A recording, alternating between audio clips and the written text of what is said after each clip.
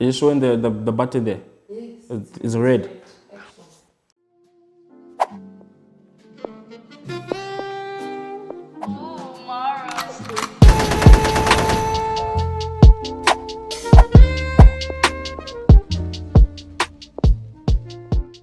So recently I bought myself a new camera which I used to shoot my previous YouTube videos, and this camera is the Blackmagic Pocket Cinema Camera 4K. So this is honestly the best camera money can buy, and I'm gonna tell you why. It shoots 4K 60 frames per second raw. It has 13 stops of dynamic range. It has dual native ISO, which makes it killer in low light. And there's so much more features that really help you to like speed things up on set. Like it has focus peaking, it has zebras, and even has false color to expose your image properly. So this camera cost around $1,300, which is equivalent to 2,600 Rand, which is absolutely affordable comparing to how much features are jam-packed in this camera. But I must say the price on this camera is just a starting point. Just like any other cinema camera, you have to rig it up to suit your certain needs, and rigging it up might just cost more than the camera itself. So in total I spent close to $6,000 on this rig, including the lens, which is equivalent to 90,000 Rand. Now that is a lot of money.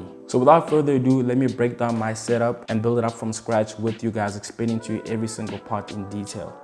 Alright, as y'all can see, I have the camera already in a cage, and this is the tilter cage, the tilter tactical cage to be more specific. And right there I have the follow focus mount for the follow focus wheel. Comes with the tilter nucleus nano, so you put the follow focus wheel right here, which I'll show later on into the video. And right here I have the Metabone speed booster adapter, and I believe this one is the 0.71x speed booster. And basically what a speed booster does, allows you to mount your EF lenses, because this is a micro four thirds camera. So as you can see, the sensor is small. It's a micro four thirds mount. The speed boost allows me to use my Canon lenses onto this camera. So, and what's great about the speed boost is also it gives you one extra stop of light, and I believe it also makes the footage a lot sharper. You know, there's a whole scientific explanation video on that, but yeah, it makes the footage a lot sharper. It gives an extra stop of light, and it allows you to mount some Canon glass onto your macro four thirds camera.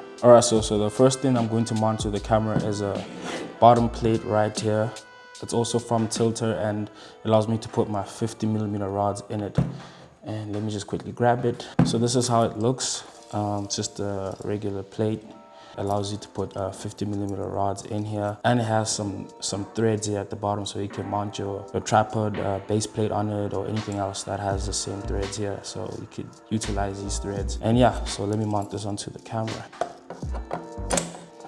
So what's great about it, it has this lock feature thing here. So you slide it in, and then this little switch thing over here, you just basically just pull it, and then yeah, then it's locked. It's not going anywhere, and very secured. And it's also from Tilter, like I said, I think. So after I mount the little bottom plate here, and what I do is I put the lens support for the Metabone speed booster, because this is not the cine version of the Metabone speed booster, so it does wiggle. So let me just quickly give you an example quickly here. So let me pop in my Canon lens. I think y'all can see it properly. All right, so I'm not sure if you guys can see it properly, but I'm sure you guys can hear that the camera wiggles, because this mount is not the cine version of it. So the cine version, I think they call it a cine lock. It has like a lock here that you actually twist so that you won't experience this wiggle. And this wiggle is very like frustrating, because if you mount your follow focus system and then you're busy trying to pull focus, this camera will wiggle all over the place, and it won't be really nice, and your shots will come out weird and stuff. So what I do is I basically use this little tiny adapter right here to secure this mount so that it does not move around a lot. So, and this is also from Tilter, so this mount is also from Tilter, and I'll leave everything in the link below. So if you guys want to purchase some of these stuff, y'all can check in my gear kit below. So let me mount this onto the camera. It's quite tricky sometimes trying to mount this thing, and also you don't want to make it too tight. You don't want to stress the mount, so you really want to be careful while you mount this thing.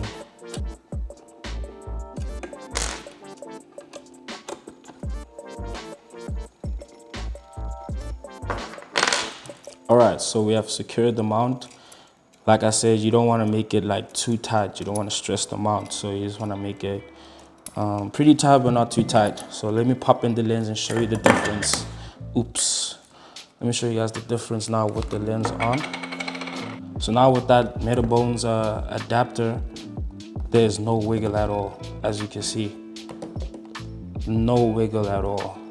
It does not wiggle at all. There might be just a little bit wiggle, but that's where you might use like a lens support at the bottom, which I have, and I'll show you guys later on. But as far as right now, everything is secure. So I'm gonna leave this lens on and we'll carry on to the next thing. All right, so the next thing I do is I mount the top handle onto the camera. And this is also from Tilta. Most of my stuff is from Tilta, so this is just a regular top handle, and it has some threads over here so you can mount your monitor. It has a cold shoe mount over here so you can put your mic or anything else, like any other adapters right there. So very cool mount. Very cool top handle. It even has some 50mm rod thing here that you can put your rod in. I don't know why would you do that. And you just tighten it down. And yeah, now we have a top handle. I'm sure I need to zoom out the camera a little bit now because this rig is really gonna get bigger than this 35mm that I'm on right now. All right, so the next thing I mount onto the camera is my SSD. So this camera takes some Samsung T5 SSDs, and right here I have the 500GB one, and it's pretty dope because C5 cards are very expensive, and this is just another more affordable way of recording your footage. And so what I do is when I mount this is I use this Tilta tactical SSD mount also. So it's pretty dope and basically just comes over here. But before I do that, I need the cable. All right, so here is the C-type to C-type cable that plugs right into the camera and the SSD. And as you can see here, it has these little screws here that you can actually mount onto your SSD mount and make sure that you secure that SSD. And so I'm gonna show you what this does. And so this mounts right onto this thing right here. And you basically tie it down. And then yeah, so as you can see, SSD is locked in. No faults on set when this thing chips off. So you can record as much as you want without any faults. So it's secured. Now we just have to plug it right into the camera. And as you can see on the camera right here, there's little threads right here. So you can actually put the other cable in and actually tie it down over here with the little screw that comes in with the cable. So that really secures your SSD and your recording. So this comes in like so, and you just tie it down right here.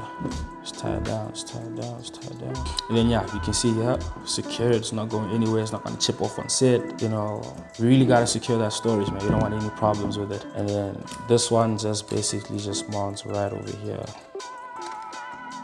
Boom, now we got our storage running, and we could officially say that we're ready to record something. Now it's time to add the 50mm rods. So here are my two 50mm rods, also from Tilta. And yeah, these are just standard 50mm rods, nothing special about them. So just put them down onto this adapter. You know, for the sake of you guys seeing what I'm doing properly, I'm just gonna take this lens out for now, and I'm gonna put it on later.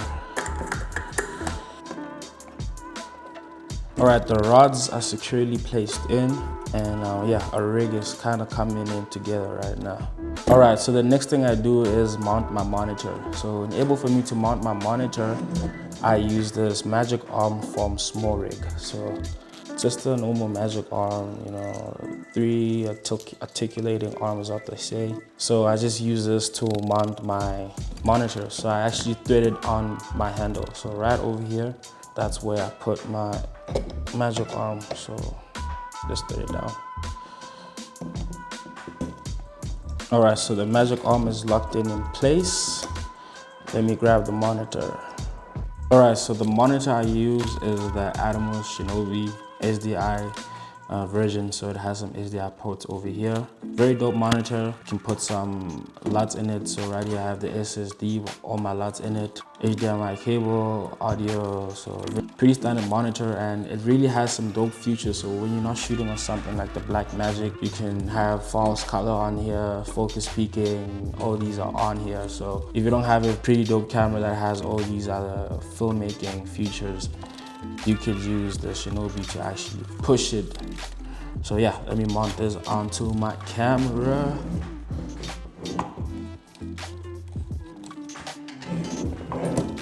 Alrighty, so we're almost there.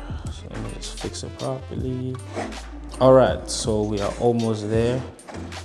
Alright, so the next thing we're gonna add onto the rig is the lens support. So the lens support I use is from Small Rig, very standard, pretty affordable lens support. So this connects through my rods, so I put it down through here. Oh, a gigantic truck just passed. Sorry about that. So this, you just put it down here. I don't know where my lens is gonna be at the moment, so I'm not gonna mess around with it. And yeah, so let me pop the lens onto the rig. All right, here we go. So you don't really need a lens support for this lens, but I usually shoot on the 18 to 35 millimeter. So just like so. Also with this, you just don't want to like push the lens up too high. You don't want to stress the mount as well. So be cautious when you do this. I think right about there is fine with me. So lens support is in, and we're ready to put the follow focus system. So the follow focus system that I use is the Nucleus Nano. So here it is. I'm just gonna mount this onto my rods like so. Yeah, and now that we have the Nucleus Nano mounted, now we need to power it. But before we do so, I think you need to add HDMI cable onto the camera. So I use this Tilter 90-degree HDMI adapter thingy. I don't know the exact name for it, but I use this right over here so that it also secures the HDMI port. So it has this screw thread thingy, whatever thingy this is. And you screw your camera down right here and you secure that HDMI, so you're not gonna lose signal. Even the camera's gonna be upside down, or you're gonna be filming some lines or some shit, biting your camera or whatever. So I don't know why this is not threading down. Okay, there we go. All right, so it's secured. HDMI is not going anywhere. And let me grab my HDMI port.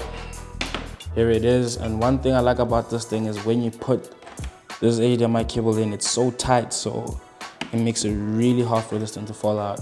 And then let's plug this right here into my monitor. Boom. Now we're almost ready. We're almost ready. So the next thing I put on here is my Tilter follow focus grip. So let me grab it real quick. So here's the grip.